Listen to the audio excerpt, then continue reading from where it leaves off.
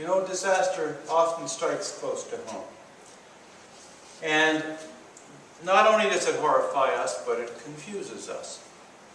So, if anyone here is confused about something, raise your hand. If you raised your hand, that's great, because you have a choice to make. If you didn't, who has no confusion at all? Wonderful. If you have no confusion, that's too bad, because it means you don't have a growth opportunity facing you right now. Confusion comes from holding two contradictory thoughts at the same time. Usually, one is a new thought that comes from Spirit and represents an expansion of your consciousness. While the other, typically, represents an old thought that you brought with you from the past and that you're hanging on to. And because you can't hold two contradictory thoughts in your head at the same time, it leads to confusion. In other words, the Spirit within you is trying to raise awareness, make you think, whisper to you about a new way of being, a new idea. And your ego, threatened by change, raises up the old idea as a defense against your long-held worldview.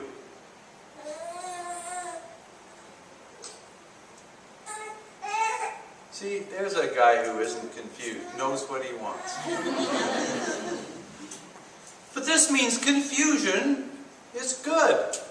It's a sign to you that something beckons. You know, it's like when you touch a hot stove, burning your hand.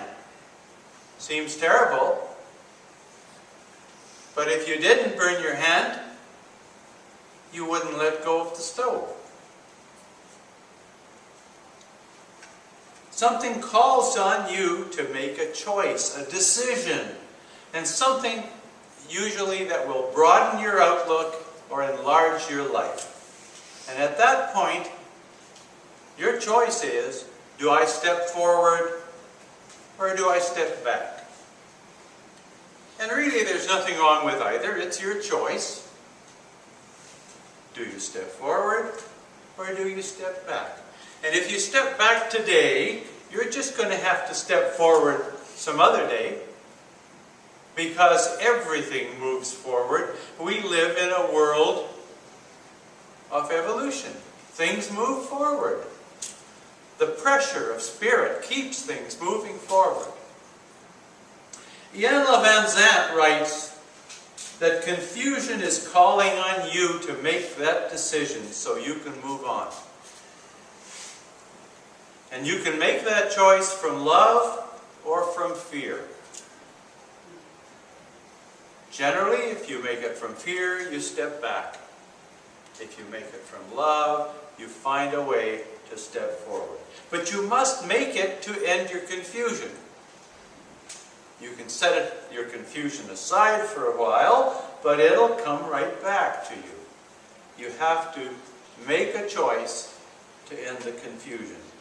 And choosing from fear will drive you deeper into a mire of even greater confusion eventually. Remember, God is love. And love calls you to heed its call in all the choices you make. And when you do, the world becomes a more unified place, a place that will wrap you in the arms of oneness and lead to joy.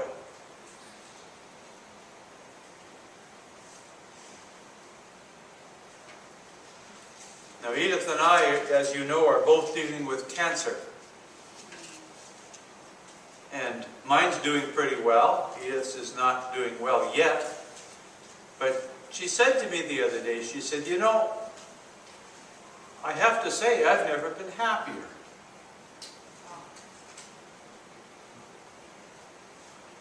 wrapped in the arms of oneness and joy, no matter what's going on around you. No matter. What's it got to do with you? The spiritual you, the real you. So what if you're confused about your confusion? Often, we aren't sure what choices we have or what we should choose. All we know is that we feel a nagging pressure. My first spiritual teacher, Kim Farrell, used to say, if you don't heed the whisper that God puts in your ear, eventually you'll get the 2x4 upside the head. Eventually. So we aren't sure what we should choose sometimes, but acting from love provides a clue. And if we continue to be unsure, it helps to pray. Use spiritual mind treatment to align your thought and your emotion with love. You can pray for clarity, training your mind to know that God guides your choice. It helps you if you know that God resides within as a Christ presence in your consciousness, not as a super being in the clouds. We are past the era of Zeus. I remember the ripple of shock that went through the audience at the Center for the Arts when Deepak Chopra said, "Remember, God is not a dead white man in the sky."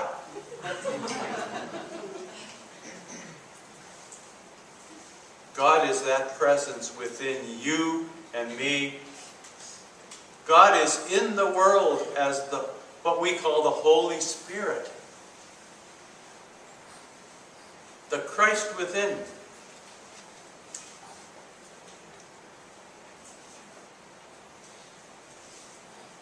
It's time to own our human emotions. After all, it's our emotions, we know now, are the result of thought and the outcome of prayer. Our emotions speak to the universe for us. So what are you saying to that greater power that lives within you but lives inside and out of the entire universe? Remember the words of Greg Braden. And if you've heard me say this before, you'll probably hear me say it again because it was so clear. This is taken from the monks of Nepal. It said, "No one sees our prayers. What we do creates a feeling, and the feeling is the prayer." So what you feel in your heart is your prayer. Your emotions are your prayer, and confusion will then sow further confusion until you declare it to be over. You get to decide. Every prayer Jesus uttered was a clear and firm declaration of the spiritual truth, and so must yours be. It's useful to see how the history of emotions parallels the history of human religions. Early religions were based on fear of nature, followed by an egoic desire to manipulate the objects of our fear, whether it was wind, water, starvation, drought, or war. You prayed, or you paid money to the priest, or you did whatever to try to control things outside of yourself. Not much has changed in many circles. The fear led to the need for protection, and family and tribal gods were born. Your God protects you, and my God protects me and my family, and it It got wrapped up as well in ancestor worship, where people worshiped their dead ancestors because they knew they went to join the gods. Yahweh was once a tribal god, which began as the god of storms and lightning in ancient Ur, but was carried away in the hearts of Abraham and his tribe as the God of their tribe and their family. And rival families led to rival gods.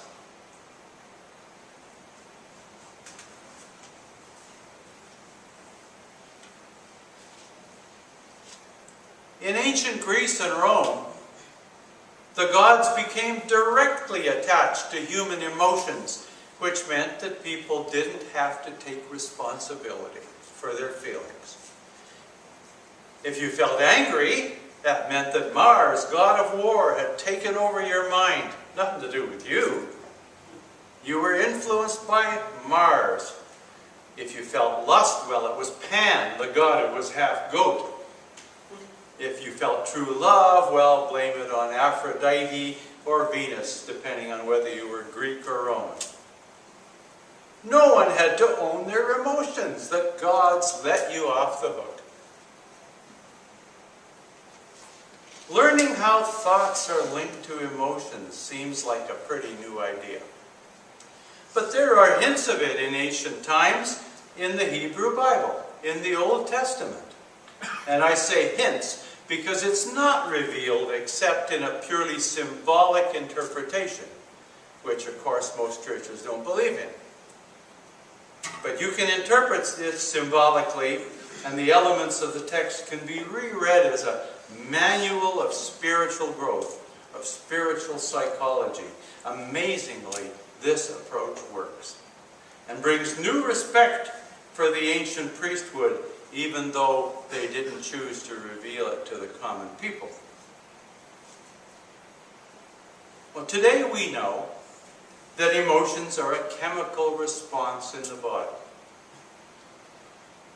They're created by the endocrine system, the adrenal glands, the pituitary and other glands, and a gland that is centered in the heart itself, all trading messages with the cells of the body through your bloodstream.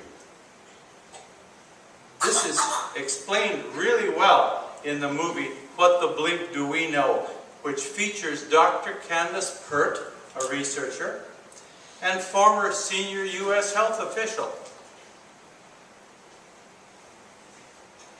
And Dr. Pert is an expert on how your emotions are linked to the cells of your body through the glandular system. Our prevalent thoughts and beliefs and our mind interpretations of events turn on the chemicals of our emotional system. Imagine the confusion if we were to think that our emotional response governs our thoughts. Talk about putting the cart before the horse. When we learn to keep reason and thought foremost, and when we learn that our thought process is ours to control, then emotions fall into line. In effect, we're putting Descartes before the horse. I think, therefore I exist, said Descartes. And when someone asked, do you want cream in your coffee? He said, I think not, and he disappeared.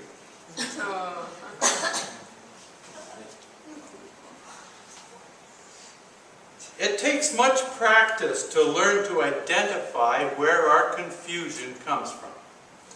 Our process of affirmative prayer can be your ticket to clarity as you direct the Spirit within you.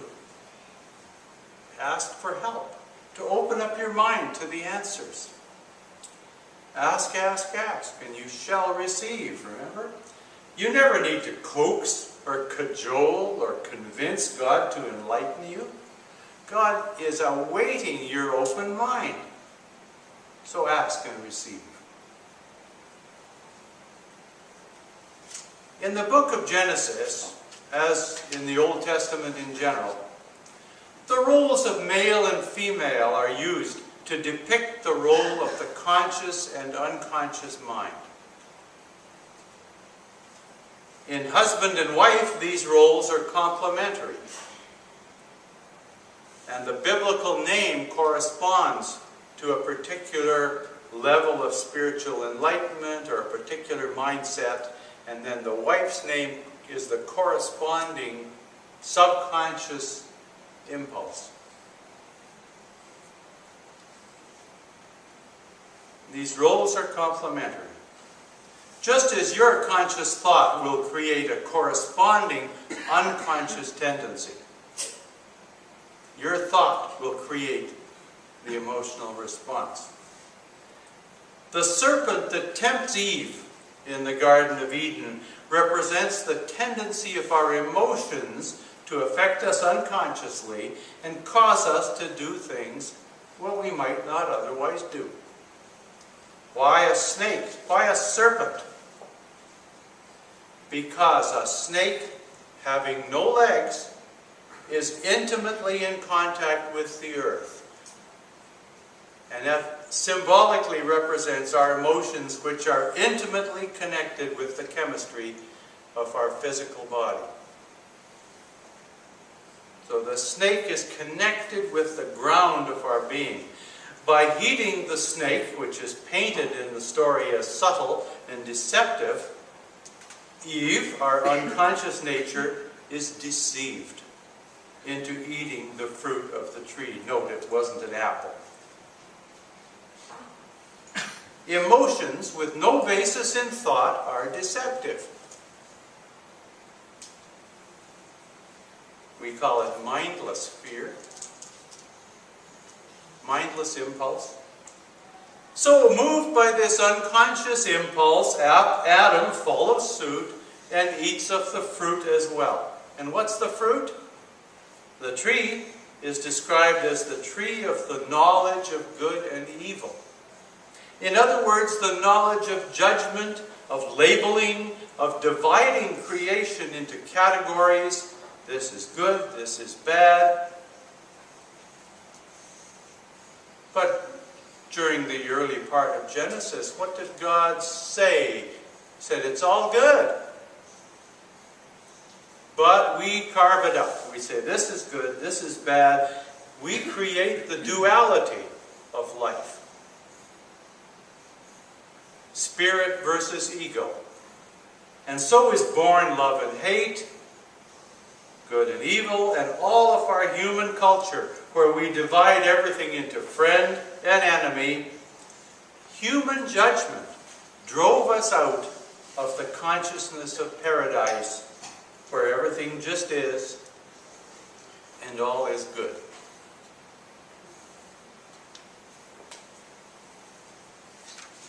Doesn't mean we don't want to avoid certain things, but we don't have to label them evil. We just say, I don't like that. I'm going to avoid that. Or that's dangerous. I'm going to stay away from that. Or that doesn't taste good. I'm not going to eat that. We still make choices, but we don't have to say, this plant is evil because I can't eat it. Like acting unconsciously from emotion is the source of much of the trouble in the world, by destroying the understanding that all is one and all comes from love. We are told that when the world was created, it was declared good. But we don't feel that way most of the time. Our fragile ego, stoked by emotion, usually fear and anxiety, keeps dividing our world into us and them, good and bad, taking sides in some insane notion that God screwed it up. So remember, thought first, belief second, based on your thoughts and your understanding of those thoughts. And finally, you will experience an appropriate emotion. Welcome your emotion as a sign of healthy belief and good thoughts, and if you're confused, Welcome it as a sign that a choice is waiting for you, and choose from love. You can't go wrong. And so it is.